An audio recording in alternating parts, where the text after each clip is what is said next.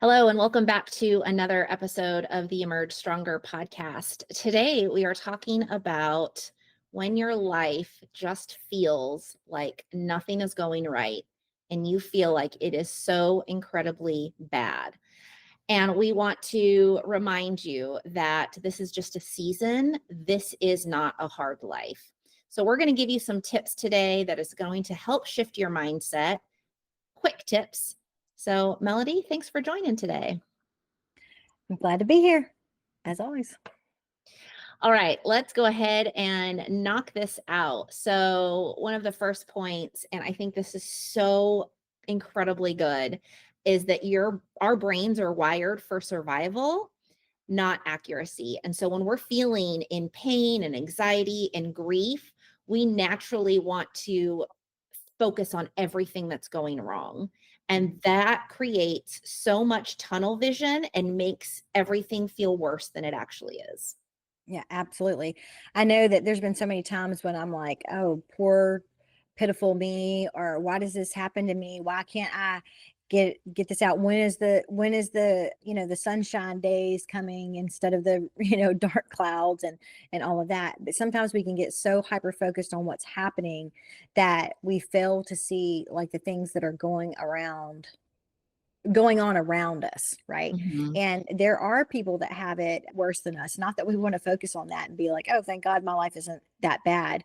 But when we're in that pain where we are just trying to survive, we get so focused on the things that are going wrong. And that's actually not good, because what that does is it makes us hyper focused on negativity. Now, I am going to say this: women tend to be more negative than men. I know, don't hate me, but that's the truth. And it has a lot to do with what side of the brain and everything that we think with. We think with a different side of the brain than the men do. Men tend to be more optimistic about life and things like that. I think there are reasons why women tend to be more negative. And I We're more think, emotional and the men are more logical. So that's right, where that comes from. yeah. And then, but also there's that aspect of the currency in our life is that we want security. Yeah. We want to be, safe physically, we want to be safe financially, we want to be safe emotionally. Mhm. And anything that poses a threat to that security, we hyper focus on it. Yeah. And I've even seen this in my own relationship with my husband. If there's something that's bothering me, I've learned not to nag about it, right? I've learned it, whatever, but I am focused on that. And I begin to, everything that comes in is filtered through. This is a potential threat. This is making me feel unsafe. Obviously not physically, but emotionally unsafe. Or, I feel like I can see a little bit further down the road than my husband can. And he's very in the moment, Yeah. and his mindset is like, hey, look, this may be happening right now, but we're going to overcome it and all that. And I'm like, okay, but you're not focusing on this thing. My personality too is the problem solver. I have to solve the problem, and I'll get stuck in that. And what that does is, like, really, it does shrink your focus. It shrinks your creativity, right? Because you're very much activated in the amygdala and the reptilian part of your brain. And when you're in that part, you can't be creative, right? You're focused on the negative. Yeah. And I know that we talk about gratitude and journaling and all that stuff. And sometimes it just sounds like, like, I don't want to do that again. But there's really is so much power in gratitude. And so I know it sounds, so silly sometimes to like write down 3 things that you're grateful for. Mhm. Write down 10 things that you're Right. grateful for. Like, Mhm. don't stop at 3, go Right. all the way to 10. And it's going to help you shift your perspective and not so much sit and focus Mhm. and be hyper focused on what's going wrong, Mhm. because you may have maybe 1 or 2 things going wrong, but you have 20 things going right. Right. Right. I know that a lot of times when I'm feeling stressed or concerned, I will go sit out on the front steps at my house, and I will take my socks and shoes off and I'll put my feet in the grass, and I will just pay attention to what's going on around me. I don't focus on whatever the issue is. And listen, those issues are real. Like Yeah. what we're going through, whatever stresses, whatever pain we have, those are real. But I'll just go outside and I will start thanking God for the sunshine. I'll thank Him for the trees. There's a tree in my front yard that my dad planted years ago, and my dad passed away in 2013, and we call it Papa's tree. That's what we call it. And so I'll pay attention to the birds that are in the tree, or the squirrels going up and down, and all of that. And man, it really does shift me out of that negative perspective, or focusing on the problem, into just appreciating God's earth, and Yeah. everything that He put in it. I have always said that even though we were kicked out of the garden and all that, the residue of the glory of God is still so very present in this earth. And we see that in the sun rising or setting. We Mm. see that in the even in the seasons. We see that when the little squirrels are going up and down in the trees, and just all the dogs barking, and all the things, right? And Yeah. so whenever we really just shift our focus to be grateful for those things, and it doesn't necessarily even have to be I'm grateful for my spouse, or I'm grateful for my kids, or I'm grateful for my home. It's just, wow, look at all the things that at this moment you hold in your hand. And Yeah. that shifts me into that creativity, and does help me problem solve better, but also just lets me relax and realize my life really isn't that bad. If He is taking care of the birds and the squirrels and all the Mhm. little crawling things in the earth, why wouldn't He take care of me? And so it shifts, and it creates this environment where I learn to trust God more, and realize that I don't have to solve it. I can be a partner with God in solving my problems, and just saying, okay, God, what do I need to learn from this? Like, Yeah. if I'm in this position, for me, teach me an instruction so I don't have to go back through experience again, because experience sometimes sucks. Yeah.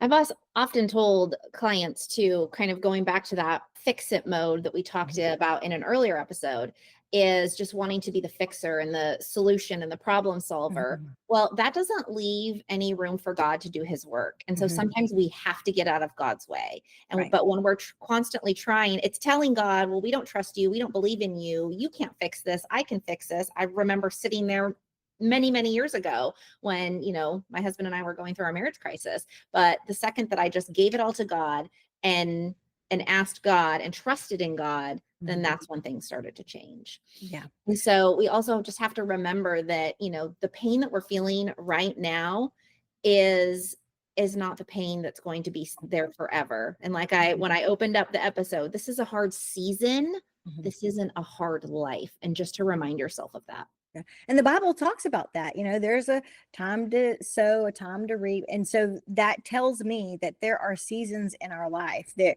it's going to rain on the just and the unjust, right? But also blessings come. Blessings come on the unjust, and blessings come on the just. And it's like, if I can just hold on through this season, life isn't always going to be this way. This too shall pass. I don't know when, I don't know how long, and God help me not contribute to the length of, in a negative way, the length of this thing, right? Mhm. So help me just, like, get me out of my own way, and help me be willing to give you the pen to finish writing this story, instead of me trying to control it and force an outcome. That's another thing I think people struggle with. I've definitely struggled with this in my life, being married to a certain outcome. It's I'm only going to be happy if it's this outcome. And Yeah. if I could tell you the number of times that I thought I had to have this thing, this illusion or whatever, and God was like, yeah, no, how grateful I am today that God interfered, Yeah. right? And although at that time I was holding on to whatever the outcome I wanted so hard, and it did not happen, and I'm like, yeah, man, God really knew what He was doing there. He really, saved me from what could have been a potentially bad situation, and I'm grateful for it. Yeah. Absolutely.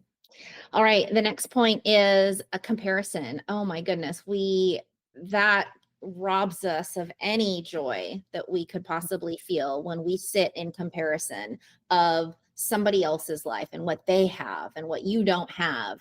And you social media is, I mean, widely to blame for that. Hmm. Just Hmm. so we sit there and we scroll and we compare, and that you got to stop that. That's not helping you. Hmm. At all. Yeah, the number of clients that have come to me and said, my sister, she has all these things and I don't, or I have this and I mean they have this and I don't. I'm like, okay, number one, you don't really know what's going on behind closed doors. There's many times when people look happy, but inside, they're desperate, they're hurting, they're in pain. It's not always what it appears to be. Now, I am sure that there are some people that are very happy on social media or whatever, but I don't think that you can use social media as a rule book of where a person actually really is. They could be just portraying that because they want the likes. It could be that they're portraying that because they're trying to manipulate something. You just don't know. Now, that doesn't mean every person does that. Some people post their kids and they're happy and proud. I mean, I know for me, I love all my children. They all have very unique gifts. And, that's mainly what I post is about my children. But it doesn't mean that every post is like that. Yeah. And, I know technology is great and it's helped us in many ways, but it's also eroded at our ability to truly be happy where we are because we're always wanting the next thing. We're Hmm. comparing, we're trying to keep up with the Joneses and stuff like that. And you are where you are. And I think if there's this appreciation for the trial, I think about Job a lot whenever I feel like I'm stressed or in crisis or whatever. And I do say, well, at least I didn't have it as bad as him because he really had Yeah. really had it bad. But even though Job was like, I don't know why this is Job, sorry, not Job, but Job was going through these things, his mindset was he sat in it, right? Hmm. He didn't try to run from it or whatever. And at the end, you know, Job was rewarded, double for his trouble. And his famous statement is God gives and God takes away. But at the end of that, I mean, I feel like God just blesses us. And I think it helps us see too, what kind of person do I want to be in my crisis? You know, Mm.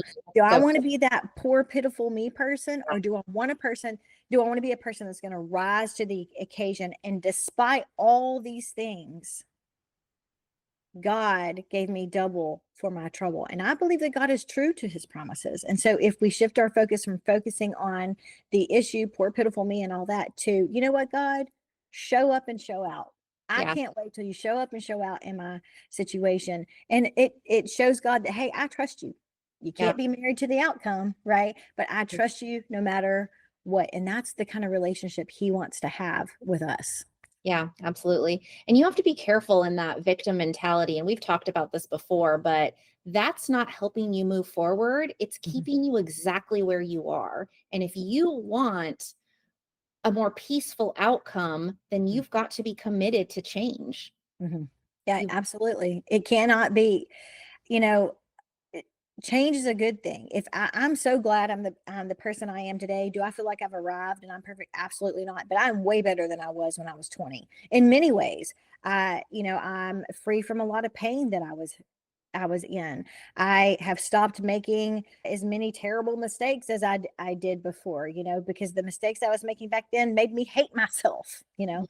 Now, I might, oh man, I shouldn't have done that or whatever, but it's not that I don't have that self-loathing and all of that. So and only change has done that. Yeah, God and change has actually done that. And although that change was hard, it was worth every second of it. yeah. All right. Our last and final tip is you got to look for the small wins. And, it's not about just these quick fixes and it's going to happen overnight. You have to celebrate the small wins. And sometimes that's just, and we talked about this, I think, a few episodes ago. Sometimes that's just getting out of bed and taking a shower. Mhm. Absolutely. Absolutely. Sometimes that's, just taking a 5-minute walk or getting outside to get some fresh air or eating a meal. But Mhm. you've got to celebrate those small wins, but also just keep going. Keep Yeah. aiming for more small wins. Mhm.